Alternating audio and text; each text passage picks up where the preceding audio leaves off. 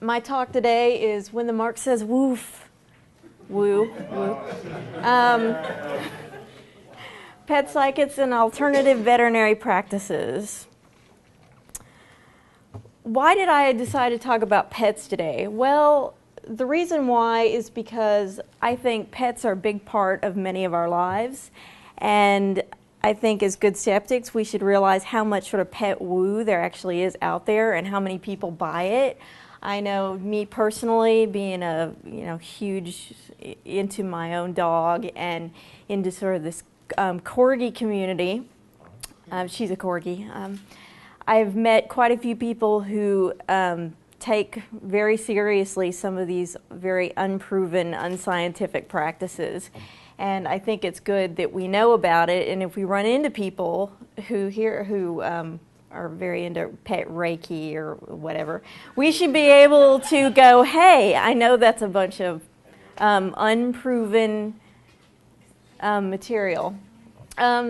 Pets are a huge part of our lives. Dogs were domesticated about 15,000 years ago. Cats were domesticated about 10,000 years ago, if they have actually ever truly been tamed.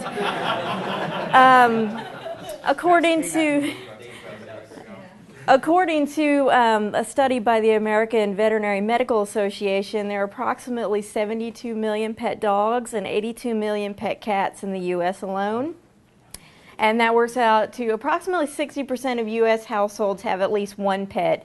And that is all sorts of pets, including birds, snakes, sort of other exotic pets. But sort of the way I'm going to talk in this talk, it's pretty much the default dog and cat because they are overwhelmingly the most common. 50%, according to the same study, 50% of pet owners consider their pets family members. And, this is my fuzzy child, this is my fur baby. Terms have actually been evolving to reflect this. Pet owners sometimes refer to themselves as guardians, caretakers, or even pet parents, which if you go into PetSmart, they'll call you a pet parent. So, the pet industrial complex. This is a massive... I don't think people are quite aware of how big the pet marketplace is. According to the American Pet Products Association, which is a nonprofit organization organized by, as sort of the arbiter of the pet industry or pet marketing, spending on pet products increased from $28.5 billion to $45.5 billion in 8 years, excuse me.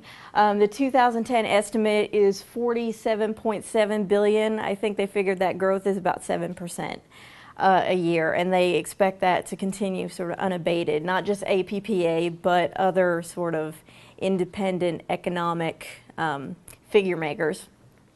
In 2007, the industry has become such a big deal that the Bureau of Labor Statistics put out their first report about the pet industry, and they predict that employment opportunities in the animal care service industry, particularly companion animal services such as pet sitting and grooming and boarding, etc., will increase 21% between 2008 and 2018. And this puts it in the above 20% category much faster than average as compared to other sectors of employment. Author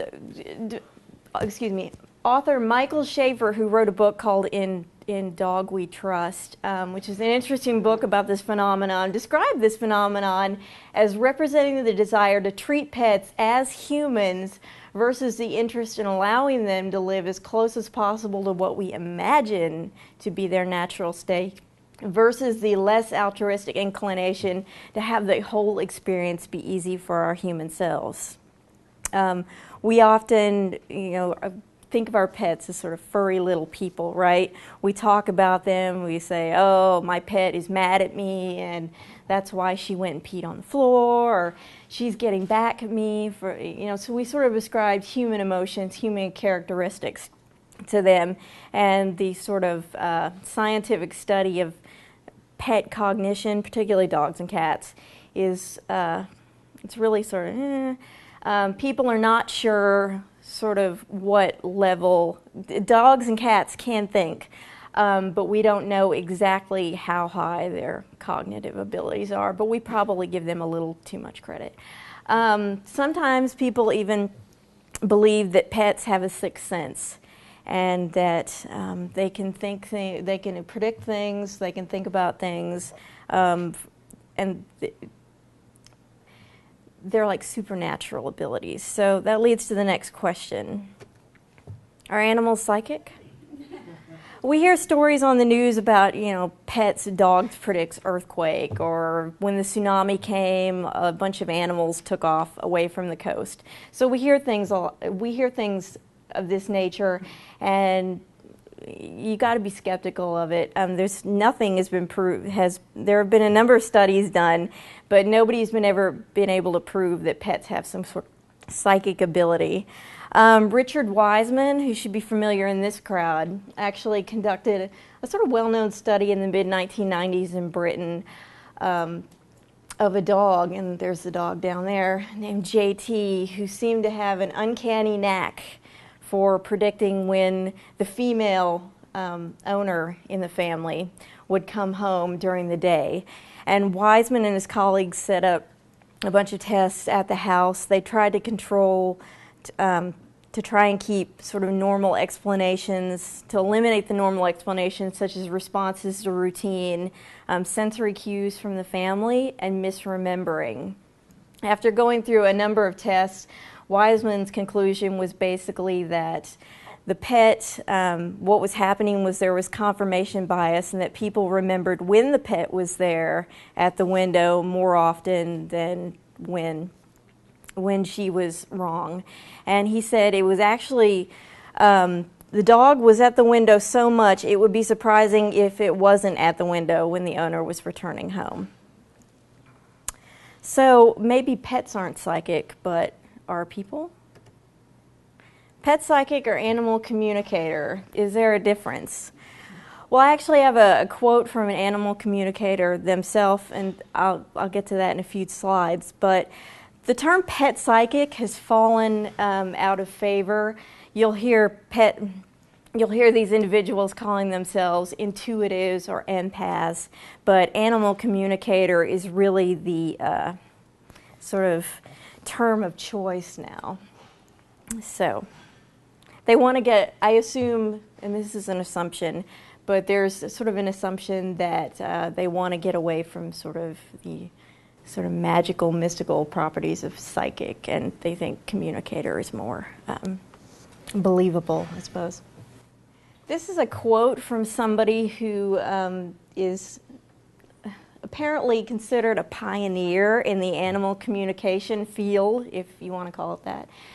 And this is sort of very typical of the way animal communicators describe what they do on their website. When we look at the roots of the word telepathy, we find that it means feeling across a distance. Telepathic communication involves the direct transmission of feelings, intentions, thoughts, mental images, emotions, impressions, sensations, and pure knowing. Animals obviously communicate through physical action, and this is true if you do read any information by veterinary behaviorists, people who are actually veterinary doctors who studied animal behavior as a field. There are easy ways to see what your dog is thinking, maybe. But she also goes on to say, and their own complex languages. Languages is not exactly the same thing as sort of vocalization, so that's a little bit off.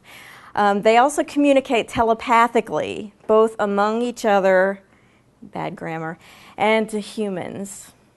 So I don't know, this is my dog in a sweater, so she's not a happy camper, which is surprising because most pictures where she is dressed, she's actually pretty happy. So how do animal communicators work? Well, let's see. Yes, it's a surprisingly lucrative business if you get a reputation. The fees average $75 to $100 an hour. They can be a little bit less than that, but I have seen people who actually charge up to almost $200 an hour, which is crazy. Plus, there's additional costs for extra animals. So if you have 2 dogs, they might charge you an extra $20 to have that, third party join in the conversation. Most suggest follow-up consultations if you're dealing with a specific issue. This usually runs another $50 to $75 on top of that. And what I found sort of puzzling is that most prefer to work over the phone or via email with a photo of your pet. A couple actually claimed that their physical presence would be a distraction to the pet's ability to communicate telepathically. Exactly. Consultations usually require the owner to supply the pet's name, age, and breed, along with a description of any issues and a list of questions that you'd like the communicator to actually ask. And I think this is interesting because a pet's name, their age, and especially their breed can tell you a lot about the personality of that pet, just straight off the bat. For example, I have a corgi. Corgis are often described as alert, intelligent, and bold. My dog's not particularly bold, but the other 2 do apply. I'd say 8 out of 10 times if you meet a corgi, those 3 descriptors are going to be accurate. So, that right there gives the communicator a pretty good chance of, ballparking what your dog's personality is actually, or your dog or cat's personality actually is. Might be a little harder with cats. As far as sending along a description of any issue or a list of questions, okay, let's say you actually can communicate with your pet. What kind of questions do you ask? You're not going to ask them, who do you think is going to win the World Series this year? You're going to ask something that's more than likely going to give the animal communicator some kind of clue of what the pet is like and what kind of issues are going on. I have a little bit of a personal experience with animal communicators. This is my current dog's brother, Reese, and I had to put him to sleep. It's a very sad story. Almost 2 years ago. And I was involved on an online corgi forum. Big dork. I'll admit it. But one of the people on that board, who I sort of consider a friend, turns out she's an animal communicator. And after I had, told everybody about having to put Reese to sleep, she actually told me that Reese had been trying to communicate with her, and did she have my permission to communicate with Reese? And I said, okay, fine. She wasn't going to charge me any money for it. I mean, she had very good intentions. She was being very nice. She wasn't, going to charge me for this or anything. She just thought, I guess it would make me feel better. So let me read. She sent me a long transcript of the conversation between Reese and her. And I'm just going to read you a brief amount so you can get an idea of the vagaries of this kind of thing. She asks my dog, "Are you there? May I speak with you?" My dog says, "Yes, yes. You can help my mom, right? You can tell her what I need her to know, right? You're the one I have been talking to the past few days?" And she says, "Yes, that's me. I'll write everything down and tell it to your mom." And Reese says, "Okay, great," which is totally not his personality at all. He says, "First of all, please tell her how much I love her and how grateful I am for the time with her and the time with Andy, my other dog. I know I was not nice to Andy in the beginning, but I learned to love her, and she knew it." That's not true. He always got along with Andy. To the hard part, tell her she did the right thing and I am happy. I am free. Please tell her it was the right thing to do and I am happy now. So, confirming what everybody else would tell me. I would think maybe my dog, not understanding what was going on might be a little mad, but apparently not, because he is an old soul. He has been around a long time and he's had to deal with many things. And he said, "I will come back. I can be a corgi or I can be something else. I know I will be me. I know this is hard for people to get, but it is true. Life goes on, never ends, and love goes on.